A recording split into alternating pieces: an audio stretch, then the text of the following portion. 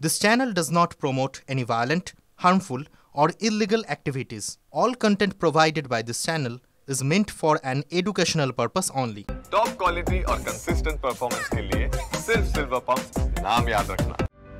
রবিবার থেকে শুরু হয়েছে রমজান মাস, আর এই সময়ের জন্য বাংলাদেশে জারি করা হয়েছে নানাবিধ ফতোয়া। কট্টরপন্থী মুরব্বীরা সেই সব ফতোয়া জারি করেছেন বলে অভিযোগ। সূত্রের খবর, রমজানে মহিলাদের বাড়ির বাইরে বের হওয়া নিয়ে জারি করা হয়েছে ফতোয়া। মৌলবাদীদের দাবি, রোজা চলাকালীন মহিলারা বাইরে বের হলে তাদের দেখলে পুরুষদের চোখের গুনহা হবে। বাংলাদেশের মোহাম্মদ ইউনূসের নেতৃত্বে অন্তর্বর্তী সরকার গঠন হওয়ার পর থেকে নানা অস্থিরতা তৈরি হয়েছে। তারই মধ্যে রমজানে জায়গায় জায়গায় এসব ফতোয়া।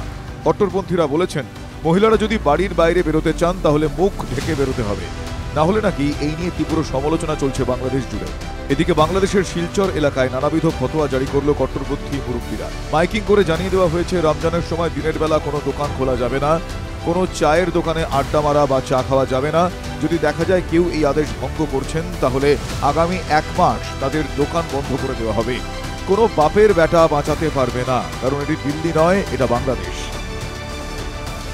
টিভি9 বাংলা ডিজিটাল।